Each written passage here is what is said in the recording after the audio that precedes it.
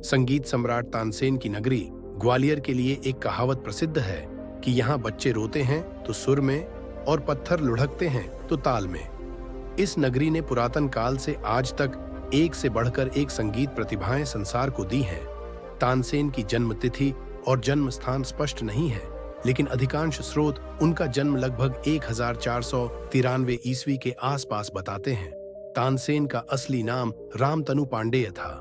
इनका जन्म ग्वालियर से दूर बेहट ग्राम में हुआ। उनके बचपन के नाम के बारे में लोगों में मतभेद है। कुछ प्रचलित नाम तन्ना, त्रिलोचन, तनसुख आदि हैं। शायद इन्हीं में से कोई नाम रहा होगा। तानसेन के ताऊ बाबा रामदास एक अच्छे संगीतकार थे। वह वृंदावन के स्वामी हरिदास के शिष्य थे। कहते हैं तानसेन 5 वर्ष की उम्र तक बोल नहीं सके थे। फिर सूफी फकीर मोहम्मद गौस के आशीर्वाद से बोलने लगे थे। यह भी कहा जाता है कि मोहम्मद गौस बड़े ऊंचे संगीत कलाकार थे। बाबा रामदास और पीर मोहम्मद गौस में बड़ी दोस्ती थी। उन्हीं की प्रेरणा से बालक तानसेन ने संगीत की आरंभिक शिक्षा पाई। इसके बाद उन्हें वृंदावन के स्वामी हरिदास के पास भेजा गया। वहां वह 12 वर्ष तक संगीत की शिक्षा प्राप्त करते रहे। उन्होंने वहां साहित्य का अध्ययन भी किया। संगीत की शिक्षा पूरी करके तानसेन देश यात्रा पर निकल पड़े। वह अनेक स्थानों पर गए। उस समय उन्हें वह प्रसिद्धि नहीं मिली जिससे उनका गुजारा हो पाता।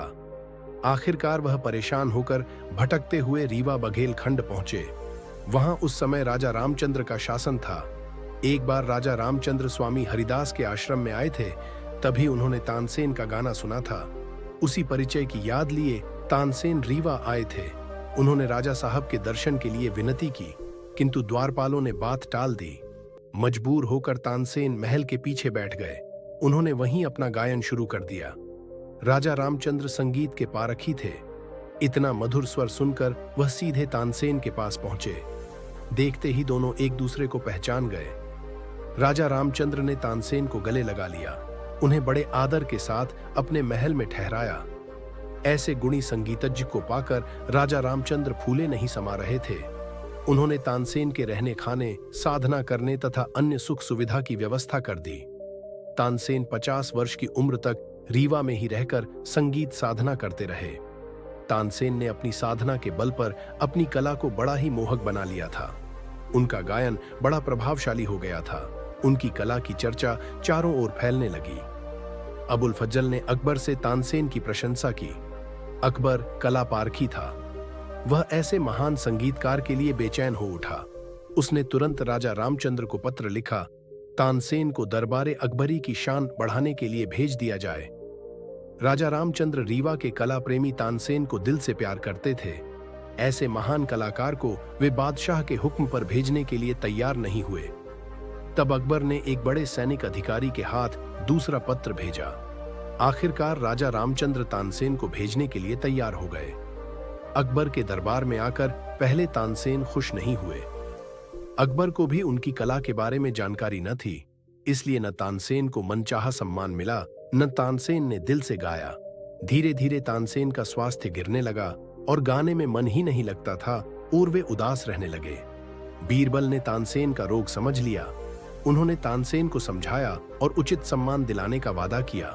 अकबर को भी तानसेन के गुणों की जानकारी दी। फिर तो कलाकार और कला पारखी एक दूसरे के निकट आने लगे। तानसेन के गायन पर अकबर मंत्रमुग्ध हो उठा। उसे यही दुख हुआ कि संगीत का ऐसा रत्न कहाँ छिपा रहा। तानसेन अकबर के रत्नों में गिने जाने लगे। उनकी प्रसिद्धि देश भर में फैलने लगी। कुछ लोगों का कहना है कि तानसेन नाम राजा रामचंद्र ने दिया था। कुछ यह मानते हैं कि मियां तानसेन नाम अकबर ने दिया था। जो भी हो, अकबर के दरबार में पहुंचकर तानसेन को बड़ी ख्याति मिली थी। अकबर के दरबार में और भी संगीत कलाकार थे, लेकिन नवरत्नों में तानसेन की ही गिनती होती थी। इस कारण तानसेन को अन्य कलाकारों का विरोध सहना पड़ता था। एक बार चांद खां और सूरज खां से तानसेन का मुकाबला हुआ। उन्होंने यह घोषणा की कि तानसेन ऐसे राग सुनाए जिसे हम न गा सके। तानसेन ने इस चुनौती का जवाब दिया। उसने जब गाया तो विरोधी कलाकार बोले, यह झूठा राग है, लेकिन तानसेन ने उसका शास्त्रीय आधार बताया। तब वे शांत हो गए। कुछ दिनों बाद तानसेन को ठाकुर सन्मुख सिंह बीनकार ने चुनौती दी। वह इतनी मधुर बीन बजाते थे कि उनका नाम बदलकर मिस्री सिंह रख दिया गया था। तानसेन ने उनके साथ गाना स्वीकार किया। यह जिस तरह बीन बजाते तानसेन उससे भी अच्छा गाकर सुनाते। ठाकुर साहब बाजी हार गए। उनके मन में तानसेन के प्रति शत्रुता का भाव जाग गया, किंतु अकबर बीरबल के प्रयत्नों से उनका मेलजोल हो गया। बाद में ठाकुर साहब ने अपनी बेटी का ब्याह तानसेन से कर दिया। तानसेन के गायन में बहुत मिठास थी। एक ऐसा जादू था कि अनेक कथाएं प्रचलित हैं। कहते हैं जब बादशाह शिकार के लिए जाते तो तानसेन को साथ लेकर जाते थे। वह अपने गायन से पशुओं को वश में कर लेते थे। इससे बादशाह के लिए शिकार करना आसान हो जाता था। यह भी कहते हैं कि तानसेन अपने गायन से पागल हाथी को वश में कर लेते थे, लेकिन ये सब मनगढ़ंत कहानियां लगती हैं।